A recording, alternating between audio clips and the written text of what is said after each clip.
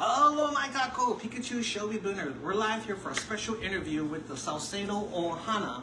If you didn't know, we know Mr. Austin Salcedo, Kalei Salcedo. If you didn't know, there's multiple Salcedos in the ʻOhana. And we have a special interview that we want to get out to you guys because the incident occurred January 3rd, 2024 with this Austin Salcedo, son of this Austin Salcedo, who's married to this Salcedo. And they actually have a fire department federal store. If you didn't know, there's 3 fire departments in Hawaii. One is the state, we know, the yellow fire trucks. 2 is the federal department. And 3 is the airports with the state. So without me telling you all the details, I wanted the ʻOhana to explain this to all of you because we need to support the ʻOhana. And if this happened to your son, which Mr. Salcedo will explain, we have a GoFundMe out there publicly. And normally we wouldn't ask for funds from the public, because we know we help SB 1249 help pass bills and laws for Cranston, Duke, Pia, and other people's families. But when this happens to your ʻOhana, your son, you have to do something about it. There is due process. Without further ado, I'll let the real Salcedos explain what happened, what's going down, and if you have any questions, I want you to contact Mr. Salcedo, this one right here, for any details, any questions. Without further ado, please take it away, Mr. Austin Salcedo. Senior. Aloha to all who's viewing this message from us. This is my ʻOhana. Unfortunately, one of my 2 sons who are federal firefighters for island of Oahu that serves all islands of the Navy, that serves all islands on any base given time, whether it's the Army, Camp Smith, Hoakaloa, Kauai. They serve under the Navy, paramedic and firefighters, with the service the whole islands. But on January 3rd, 2024, on a routine exercise, not responding, I mean you, not responding to an emergency or fire response. They were at the Wheeler Army Airfield over in Waiʻi. 3 people. And my other firefighter son, Justin, he will show you the picture of the fire truck apparatus. It's a tanker. It's an unusual visual looking type of truck. It's not like the normal truck. All the driver sits in the center. My son was a passenger on the left side of the truck, and the supervisor was sitting on the right, giving direction to the driver of what the operation is about. During the operations, the supervisor told the driver to brake check. But before that, the driver seen my son adjusting his seatbelts openly. But regardless of seeing that, observed that, he still took the audacity and the malicious acts to brake check suddenly. And my son, Austin IV, flew out of his chair, violently flew out of his chair, hit the front dashboard, and laid to the ground on the deck of the truck, screaming in excruciating pain. At that time, he felt a tingling and numbness going through his right leg. He had a spinal injury at that time. Being on the deck, the driver and the supervisor of the truck did not call for first responder security, did not call dispatch for emergency response, did not call for the airfield management to put it on their log. I have the documentation showing that there was nothing made from the chief of the airfield and also from the director from the Army Garrison, saying that the words are reiterate. I have reached out to our legal advisors and following guidance of provided, as it appears the injured party / offending employees are all Navy federal employees. This is a Navy personnel issue that needs to be addressed by the Navy authorities. This is Army jurisdiction. No notification was made to the Army Garrison management as well. But what I'm getting at is those perpetrators who injured my son, severely injured my son, permanently injuring him, of the spine that caused the spinal injury. Instead of calling for law enforcement dispatch, they drove my son back quarter mile to Station 14 on Wheeler Airfield on the base. And he was in excruciating pain. They drove to that from the parked truck. They hand carried him to the bottom base of the stairs, 120 feet from the truck to the bottom of the stairs. Here's a picture right here illustrating the bottom of the stairs. This is, and they carried him 21 steps up the staircase to his bed bunk. This all occurred at 9:30 in the morning of January 3rd. For an hour and a half, he laid there until the noise from was heard by a paramedic, who's also shares at Station 14. He heard the commotion going on, the noise. He would approach my son's room. Seeing my son, observed my son on the bunk, made a determination that this is an emergency response. He called for assistance. That paramedic was the savior. He was the savior for my son. He put my son on a spine board, carried him to the ambulance at 11 o'clock. This says at 11 o'clock. I have a written statement from the paramedic that justifies the time and date of occurrence. Then they drove my son to Queens West emergency. He had passed out. They have a technical name for that, passing out. It's all syncope.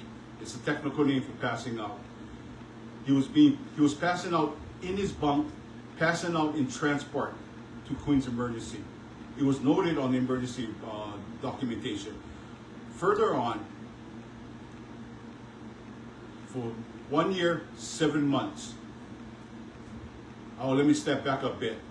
10 days later, management had submitted an old Office of Workers' Compensation program claim for traumatic injury on January 10th. My son was not aware of this claim form, nor did he or his wife had endorsed that claim form. He was not able to look at those documents or view any type of witness statements. Furthermore, there was documentation for incorrect statements made by the witness. And the witness was actually the supervising authority in that fire truck apparatus on that January 3rd. Workers' compensation was filed on a CA1 form on the Department of Labor. Then he was on the workers' comp from that point on, and he's still on workers' comp. On August 13, 2025, 1 year, 7 months later, the fire chief, the Navy head fire chief, issued a notice to my son, a memo, a notice of excessive absence. So how is that to become? Removing him from, it was noted there to remove him from federal service. My son and my daughter-in-law asked for reconsideration back to the fire chief. That fire chief denied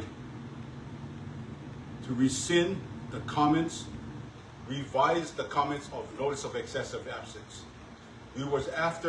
We asked for reconsideration to medically inability to perform his duty as a firefighter. But that document, August 13th, stipulated other ways of administrative process for my son to undergo. My son had applied for a reasonable accommodation. But what happened was, he was found to be physically medically inability to perform the duties as a firefighter and any other type of duties in the federal sector or outside that realm. But what triggers our thoughts is, what caused this document of this August 13th, 2025 intent? A month just before that letter came out, the workers' comp had sent my son to a second opinion doctor that put him in writing that he was found to be medically, physically incapable of performing his duties as a firefighter or any other duties for whatever time period it is. So we find that injustice of the Navy Federal Fire Department to even accuse my son for notice of excessive absence and yet not recuse or rescind that document or modify the document to show that he's medically inability to perform these duties as a firefighter. It went on to go. We had filed numerous federal administrative complaint processes. So thereafter, we have gone through many ways seeking legal advice, legal counsel. But legal counsel, they will not take it on contingency. You will never find. We had sought mainland attorneys. They cost money just walking through there to have a phone call with them for a meeting. Then they're asking more money for every phase of the complaints process. We have gone through the EEOC process. We have gone through the Federal Labor Relations Authorities process, and the the U.S. Department of Office of Personnel Management retirement. We just recently received OPM's decision on his OPM retirement denied because of medical reasonings. It was already justified. We have to hire a separate attorney's law firm on that. We're going to appeal that. We had finally got a decision from the Federal Labor Relations Authority denying all the complaints against the Navy Federal Fire Department of not following the protocols. We have protocols that standard operating procedures when my son got hurt on January 3rd. None of these protocols outlined was followed. Nothing. No law enforcement was called. No ambulance dispatch emergency report was made. No ambulance dispatch was appeared at the incident site. Nothing. So we question all the motives and the investigations that was made by the battalion chief, his investigation, because we had to go through a FOIA, Freedom of Information Act, that took them over 100 days and given us a partial of that freedom of information that was requested. There was no disciplinary action made against those perpetrators. Zero. The only disciplinary action was made was a notice of excessive absence to the victim of the January 3rd, 2024 accident. The victim is being falsely accused. So we're looking for legal advice, but it costs us money. That's the reason why we have to reach out to go through a GoFundMe page. And I thank you so very much for even your prayers. If you folks cannot donate, but at least say a prayers to support my son's issues itself, his employment matters, his disability. There's a lot of things that has been overturned since his January 3rd. His life had turned around upside down. In other words, there's much more to say that I want to say, but I'm going to have to be sympathetic on this because I am very, very angry of how the Navy management is handling the situation. February 20th of this year, 2026, my wife and I had gone before the Navy Pacific Commander, Rear Admiral Brad Collins. I will name him. Because why? My wife and I had gone to his unannounced at his town hall meeting held at Pearl Harbor Chapel before over 250 people in attendance. High-ranking officials, military officials, all high director staff in that meeting, including the Navy Fire Chief and his battalion chief, the district chiefs, and so on. But that day, my son didn't know that until that morning that he was receiving an award. He was there in appearance with other federal firefighters who were receiving their tenure pins of 20 years and this is my second son receiving it. We brought it to his attention. Rear Admiral Brad Collins stated, "Does anybody have any questions?" I raised my hands. He waved me in. Courteously, I stood in the middle of the church, and I asked Admiral Brad Collins, "Permission to approach you, sir." He waved me in. He gave me the green light to approach him. I stood in front of him 5 feet away. And I asked him, "Sir, the reason why I'm approaching you is I need transparency and accountability of what had occurred to my son on January 3rd. And I explained the issue that had happened to him. The Navy Regional Fire Chief was sitting on to the right in the city with his chiefs, his staffing. I told Admiral Brad Collins that no one notified the emergency response dispatch, no one notified the Navy Safety Office of the accident that occurred on January 3rd. With that said, more attention was brought because of the issues that matter. And I explained to Admiral Collins that on August 3rd, 13th, 2025, the chief had issued my son the notice of excessive absence. I told him, how is that when he's already on workers' comp? And it's justified of what happened on January 3rd, 2024, the incident that occurred. Admiral Brad Collins approached me, grabbed my hand. "I understand the way you are, sir. And I will look into this problem personally." To this day, no one had given the decency to respond back to my wife and I. Even though I gave his staff my information, personal information, communication, no one got back to me of the corrective action.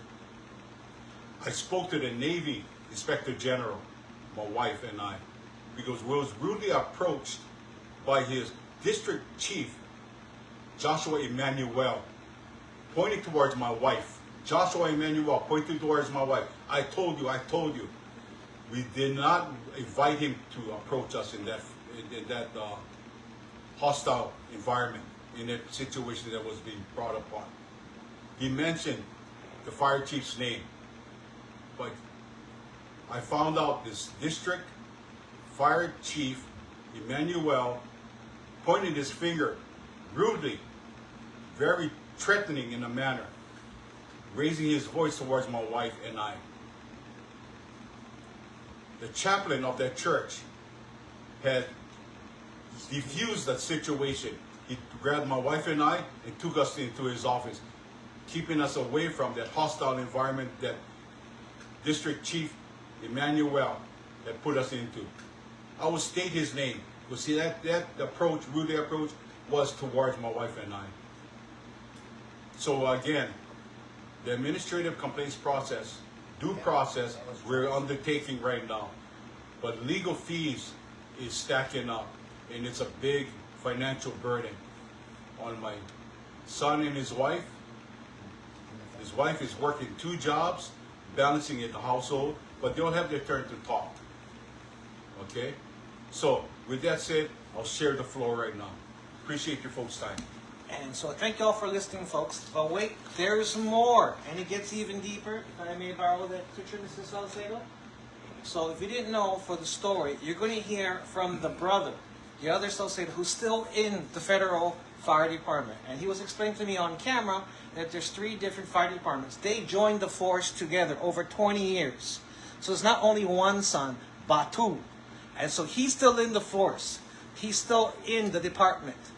And there's other things, but you should hear it from a man and from his brother. Now, because there's things and it's sensitive, but you have to stand up for your ʻOhana. And Mama Bear is right here, Papa Bear is right here. So without further ado, you can hear it from the brother right here, who's in the fire department, what went down from his side of the story. Take it away. So, hi everybody, I'm Justin. Everybody knows me as Ikaika. I'm the other Salcedo.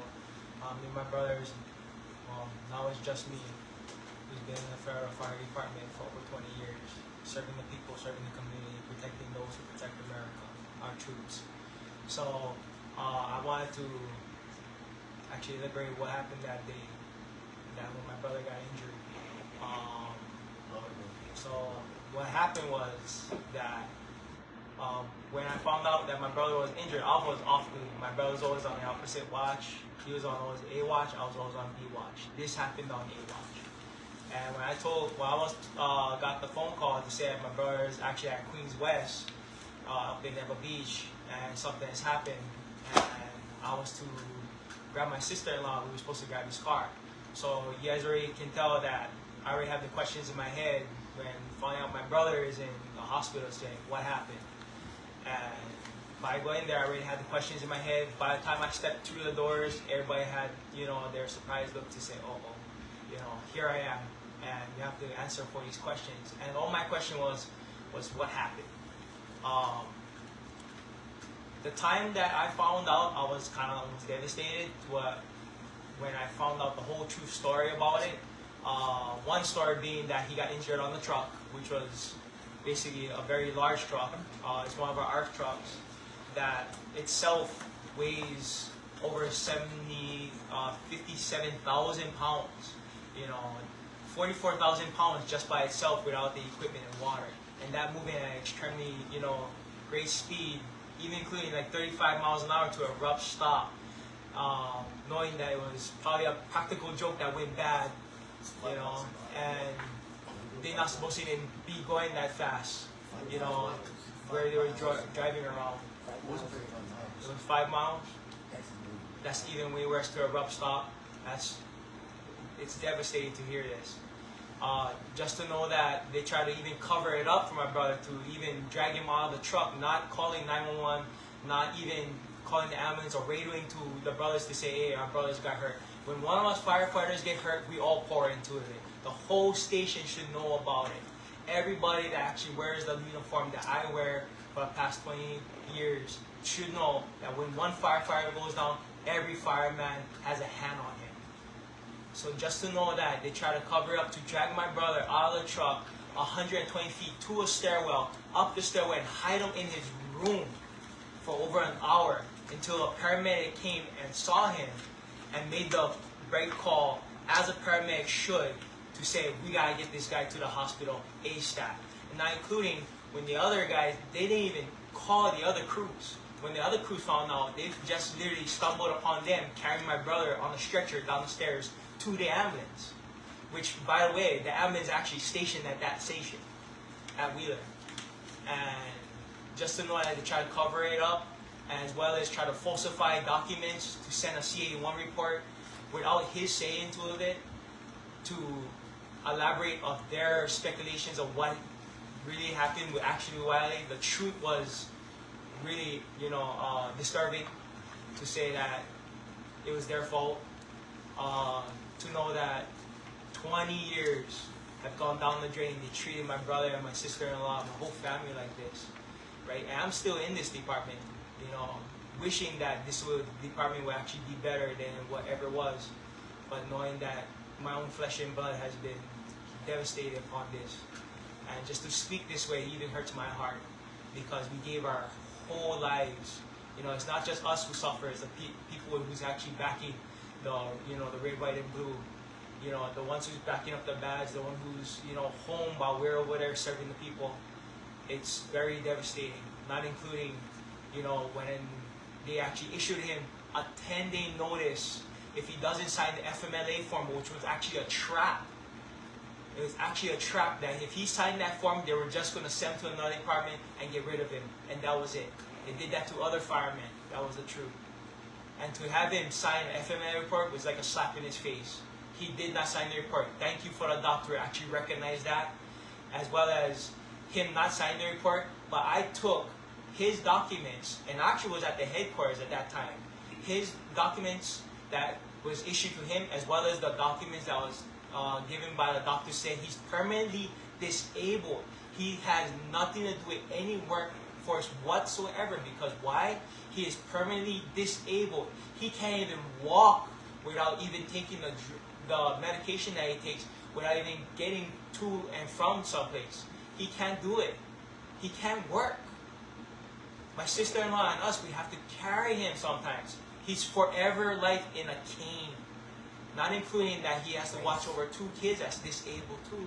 That is totally disgraceful.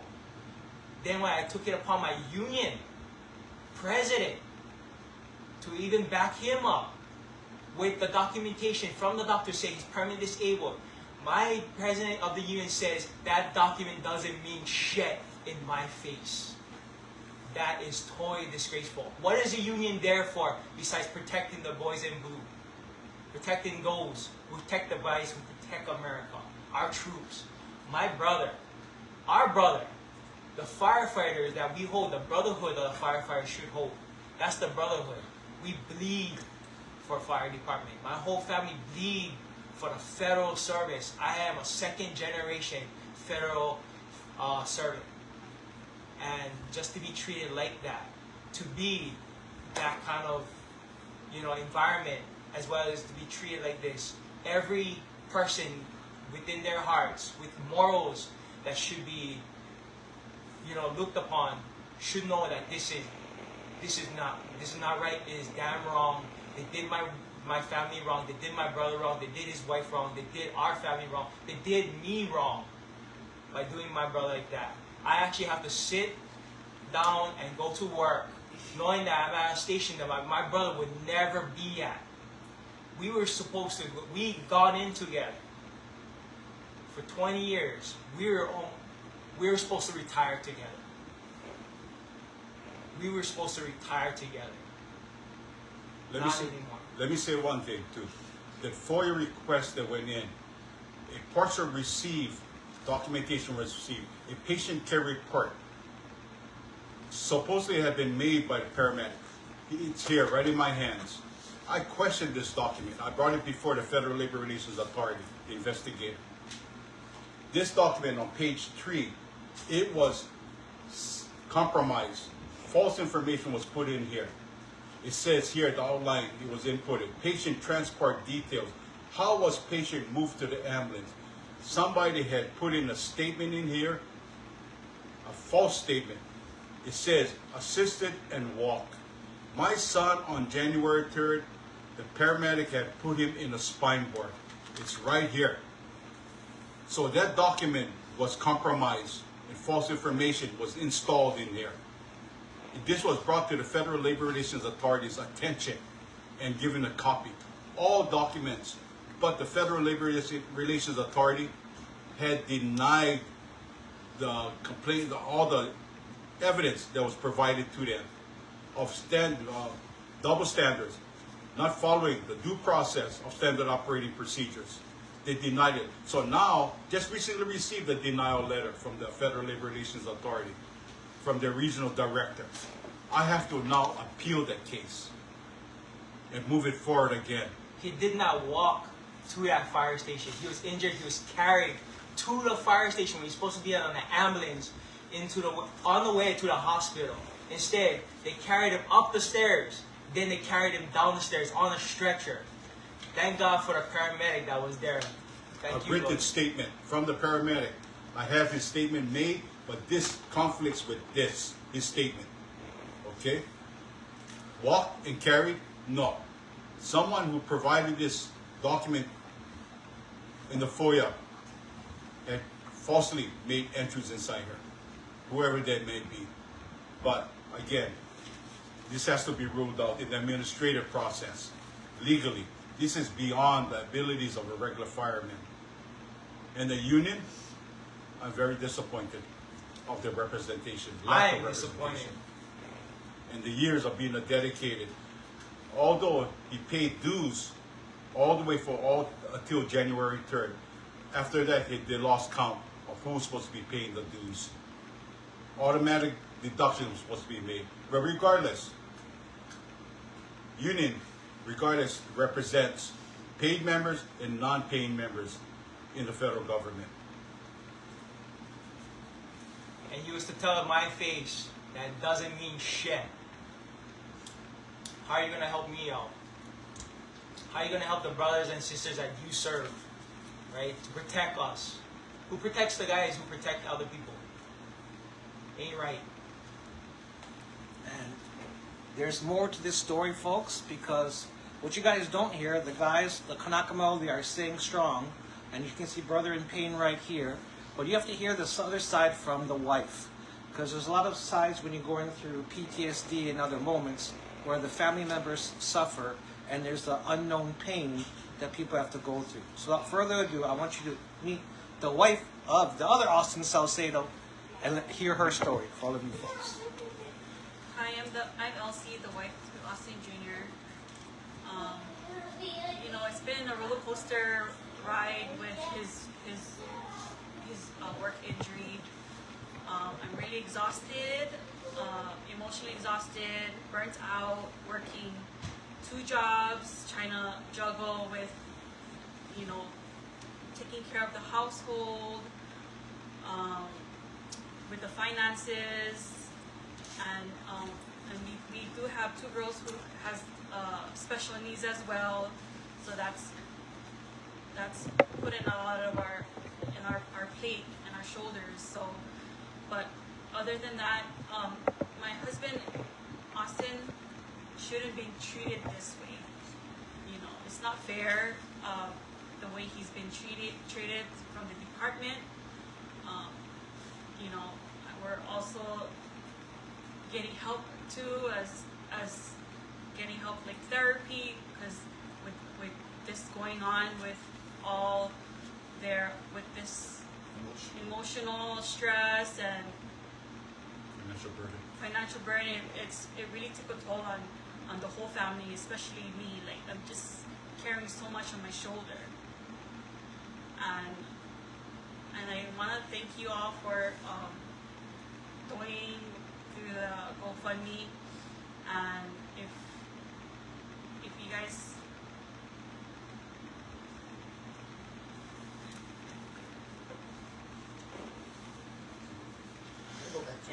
All this, what's happening right now, you can hear her emotions on this as well. I'm going to just give her a little breather time. My daughters are already spending on this one attorney over $22,000. A separate attorney law firm spent over $5,600 already. So you're looking at $29,000 out of pocket. That's why we're reaching out to all those, and even those who share the same similar scenario out there with the Navy. You know, reach out. But the legal costs, there's no attorneys out there would do it on the contingency. It's all out of pocket. That's why she is overwhelmed with the financial burdens on both of them. And we're the family that's trying to financially support as well too. It's a burden for all around because of the disability that had caused my son on disability on January 3rd, 2024, and all this aftermath of adverse effects. Okay, please, if you can continue, please continue. Well, We'll give my daughter-in-law time for break. As a mother,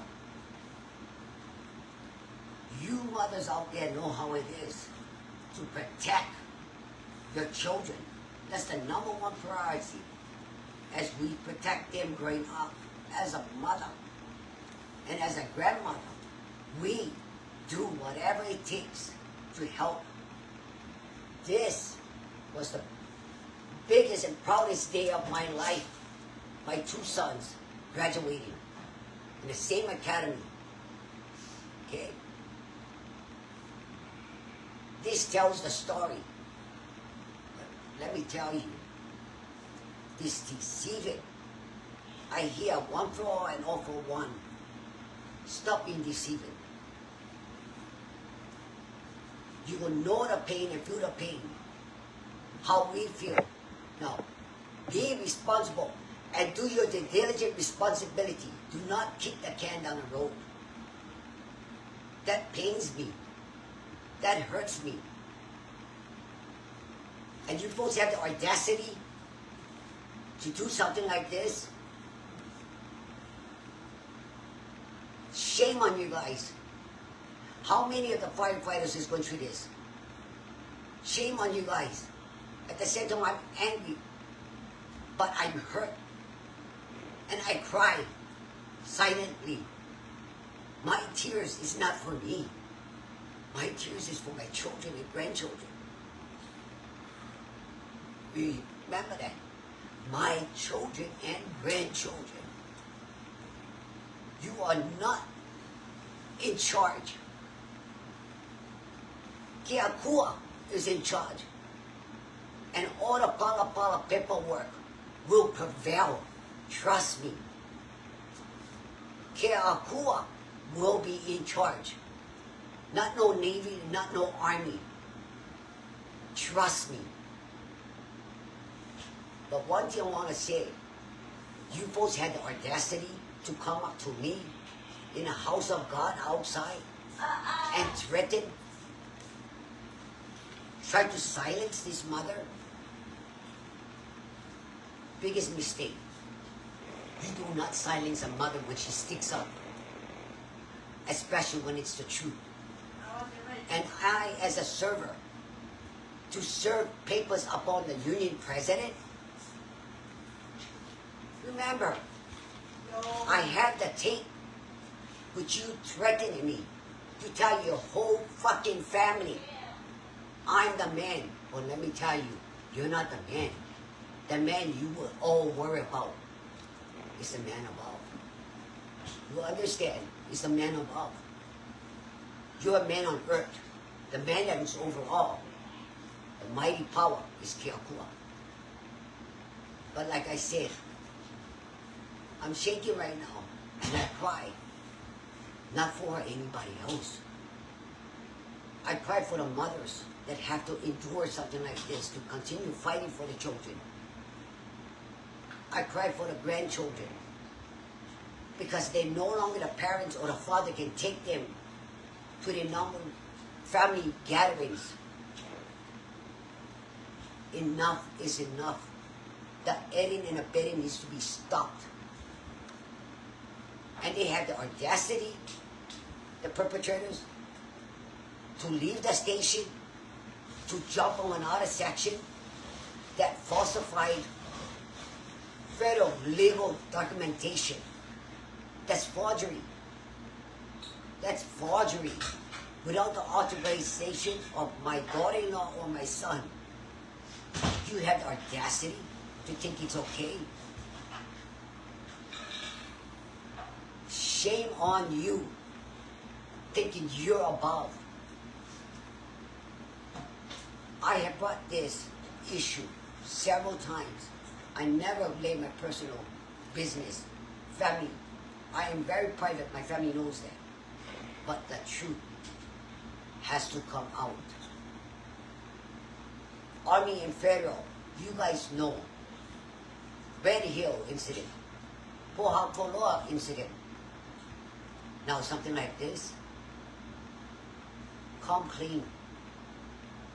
Because justice will prevail. The truth will come out. Transparency and accountability, that has to be done. That's all we're seeking, justice on this matter. Justice. Justice. Justice.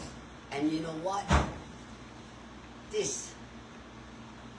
I'm a Hawaiian. This is a Hawaiian. Kanaka Maoli. Kanaka Maoli that they did this to. Ewa. And yet betrayed by other Kanaka Maolis. You should be ashamed of yourself. They have worked their butts off from college through the front door to earn and graduate. They never go through the old boy network. Through the front door on their own. They held the code of conduct under the Federal Fire Department firefighters.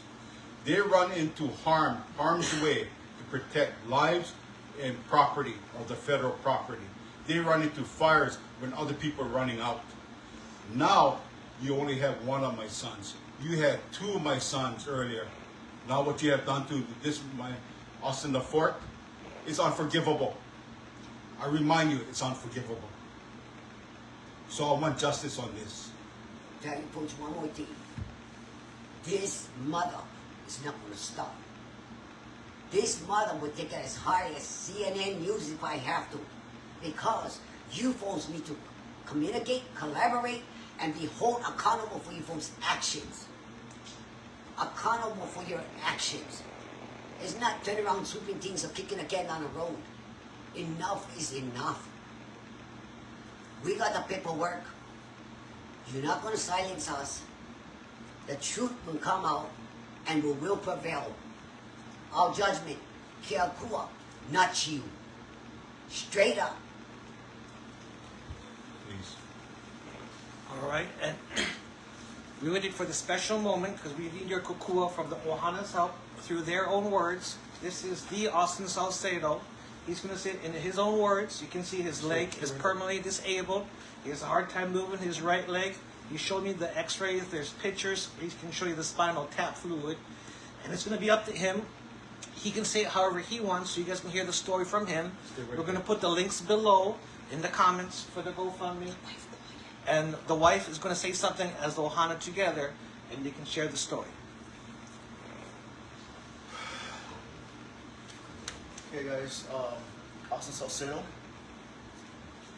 Oh, I ain't gonna cry, I'm pissed. My name is Austin Salcedo. 18 years active duty, 20 years of service. My whole entire life I wanted to be a firefighter. Just like my Uncle George, my second father, Richard Nunez.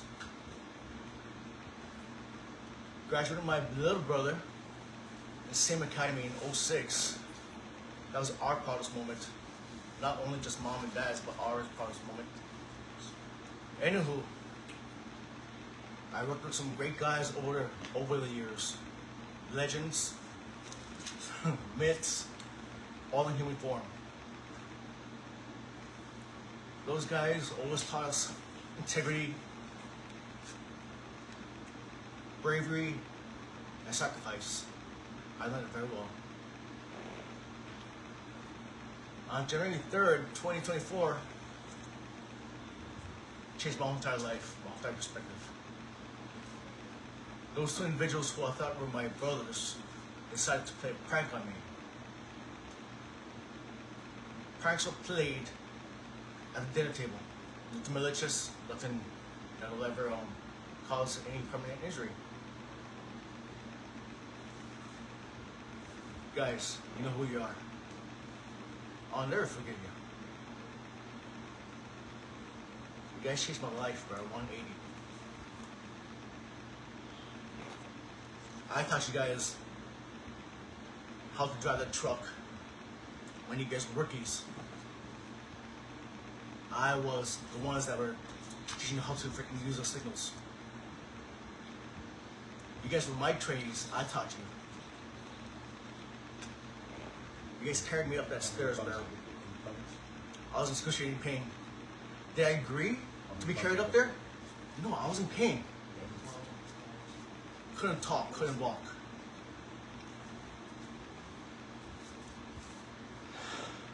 But instead of calling for help, you guys decided to try to have me drive the truck, and I couldn't move.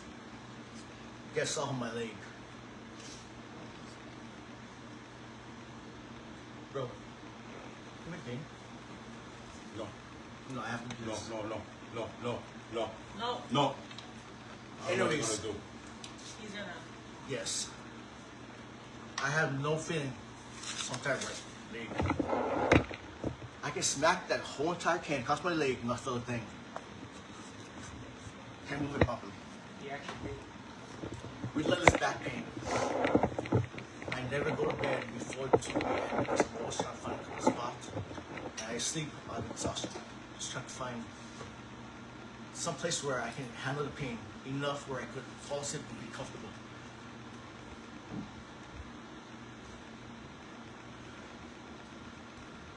Guys, you. That's one, please. There's a lot of modifications in the house has to be done. His bed, they had to purchase. A charge card had to be used just to purchase the reclining bed so he can sleep in the room. Most of the time, you're sleeping on this couch that we're sitting on right now with pillows. This couch is my bed. This is actually where he sleeps most of the time. Every time I come to visit my brother, this is where he's actually at. He's actually fully reclined and that's all he could do for the rest of his life. This is it. That's what they did to him. So we're concerned more in the future. As parents, he's going to need more caregiving. But we'll talk, that's separate aside. I don't want to raise the level of this moment right now. What we really want you guys to do, especially for us reaching out to the people right now, we have a GoFundMe page right now. If you didn't say it again, go ahead and fund my sister and brother for their cause. Okay, we're gonna actually post it, right, and fund their cause. Validation on this GoFundMe page. Any questions? Feel free to call me. 808-295-5102. 808-295-5102. It'll show validation and confirmation. This is a valid donation. We are asking for your help. Please. Your help, your prayers, and your help financially. This uniform there, right there, I'm pointing to. He earned it that. You folks took that away from him. Say a prayer for yourself too, perpetrators. Say a prayer for yourself too. We would want to make sure that this would never happen to not just anybody. My parents actually said to the Rear Admiral, we want to make sure that we protect our brothers and sisters who would never go through this thing again, like how my brother and my sister-in-law did. There's no other scenario that would be done again. We brought it to his attention. I had his handshake honor that he'll look into it personally. To this day, He did it. to this day, it's already July of 2026. There was no response, nothing from the Navy Rear Admiral Brad Collins getting back to us on corrective actions. The other thing is, the old days, a man's word is good as gold. Sorry. Your words, look at me in my eyes, and feel my pain. It's not good as gold. It's opala, it's kukai. All of you guys, kukai. That handshake was not an honorable handshake. You did not honor that handshake. But I tell you what, with the help of the people out there that's listening and watching this video, please open your hearts. Open your hearts, because we don't want no other children in the fire department, first responders, Our families. city, state, federal, undergo what is my son and his family is going through right now. And parents like us to witness this. This is horrific. No family member would want to see this. And like I said, those who know me personally, I'm a private person, but this needs to be heard, and the truth will prevail. With Keakua, he makes the judgment. He gives us the strength. The truth will prevail. The pala is there. And as a fire wife, I don't want any firefighter wife to go through what I'm going through. It's taken so much burden into the family, and taking care of him now, and with the kids, and juggling 2 jobs, and we try to make ends meet here. And when I got that phone call that when he got to an accident, he usually doesn't call me during work hours because I'm usually doing a procedure, but during that time when he called me, I had to answer, and my heart dropped when I heard that phone call. It wasn't him. His coworker used his phone to call me that my husband was into an accident. And, I had to call my brother-in-law to help me pick me up and, head to the fire station. But he was brought to the ER where I work at. So I met him there, but I needed my brother's assistance. So he took me to the fire station and picked up his vehicles and on all his personal belongings. But Other than that, I would never, you know, have any fire wife go through what I'm going through. Okay, first, no, I get to say so. First off, guys, those guys who actually got me injured and permanently disabled, crippled, just about. I remember those words coming up from my superior, my lead firefighter that day on the truck. They got me injured. Brake check his ass. I remember that. What did the little rookie trainee do? Stomp on the brake, pulling me forward, and y'all laughed. Greatest prank in the road, right, guys? Life changing. Bruh, especially brothers. You guys were laughing at my pain, laughing at my disability now that you guys caused. Total deception. Ever unforgivable. And for the guy who forged my signature on his statement, where they probably actually got accepted, and it was proven to be forged. Bro, you piece of crap, bro. I didn't get any audacity to Bro. ask him what's his side of the story, making sure you get on the same page. Nobody saw my side of the story because nobody knows where my email or my statement went to. Kipalos. Now, the department wants to fire me because of what they did. Guys, I'm a very prideful man. I never asked for money. Ask my wife, I never did ask for her for money, ever. I'm a very prideful man and I don't like asking anybody for money. Why? Because it's how I am. We are firefighters. We actually go to help people. Right? But- He's still a fireman. He was the sole provider for the family. He was the primary, but now I'm the primary. And it's really, really tough juggling Guys. 2 jobs. This is every day. You think I want to see my wife like this? And I it was- don't even spend time with my kids because I gotta make some hours. I'm supposed to be helping him and them. I'm supposed to be a mom,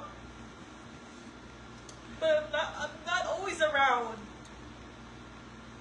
If you guys don't feel the pain, really look into this video that you guys are seeing right now. And really have it brand your soul. Pikachu, I thank you for presenting this to the world. To the world. Continental US, Japan, wherever this Navy fire department reaches out to where they operate. This word has to get to our first responders that's out there. The word of the first responders, of a fallen first responder. Again, Pikachu, thank you for getting this message out. Thank you, brother. Well, we do have a special message, and it made me cry, just to let you all know. I officially took notes to make this story, so in case something does happen to any one of us, it'll still go through. But it melts my heart. I hope it melts yours. You can see Brother Man in pain, and this is a permanent disability. You can see on his right leg going up to his spine. But I want you guys to meet his family and see what they're going. So we're going to have the kids come in for this shot, because we have to have the family approval. Say hi to the camera. Go by Daddy. Go by Grandma. Look and say hello to the camera. Come in. Very Papa. Say next to Papa. Hi. What message would you like to share with me? You can say hi. You can talk to the camera. Say hi. Support Daddy. See no one goes down. I love you. Say thank you. Thank you. This is all my love babies. That's all they know is love. Love by the parents. No harm is brought before them.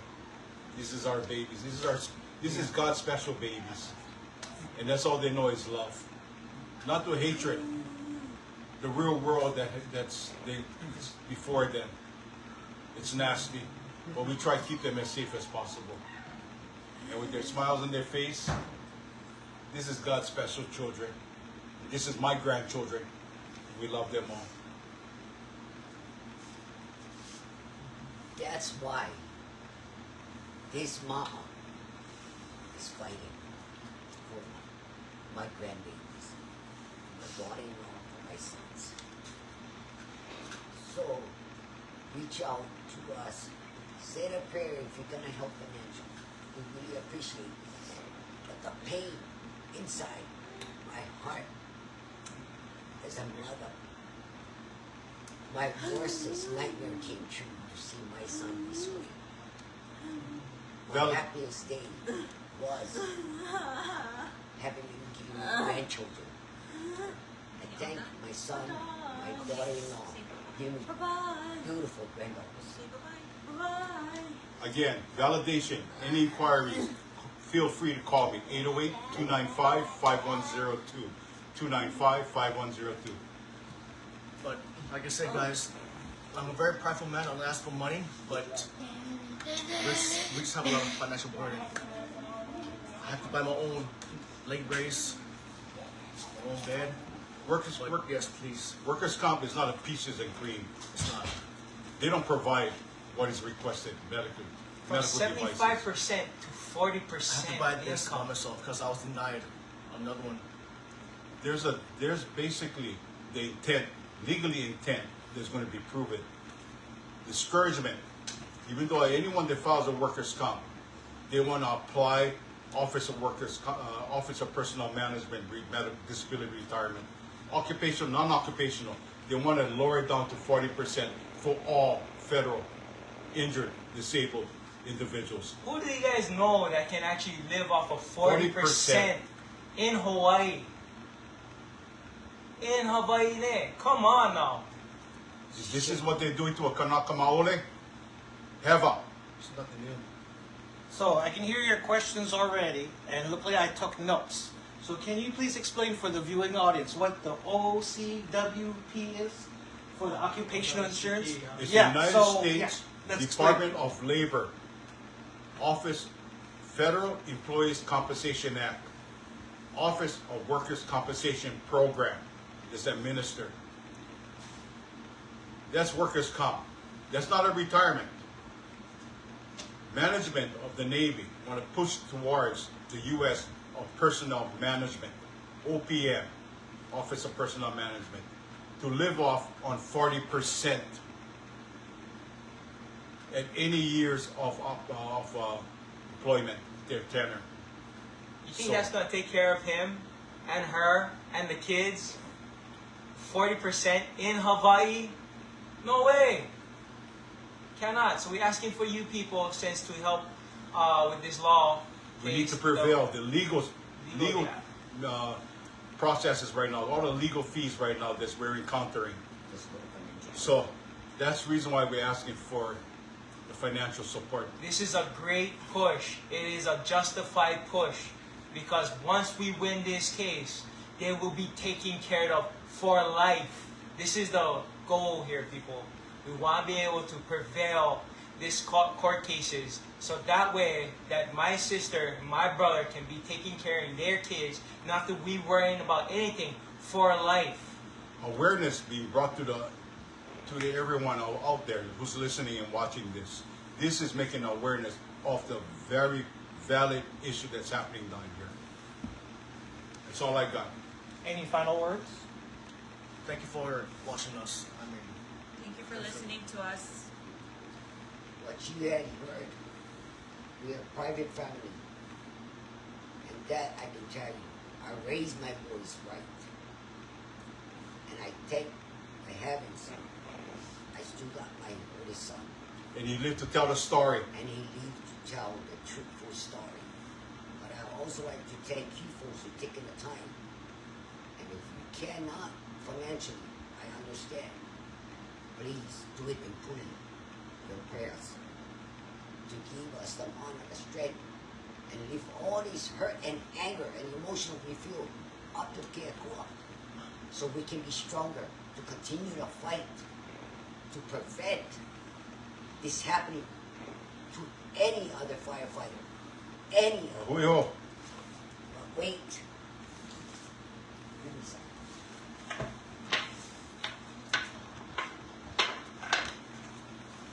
As you can see,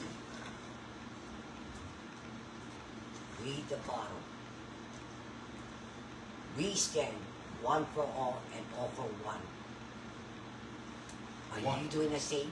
One thing they cannot take away from him. Show me your arm. Who you represent. They cannot take that away from you.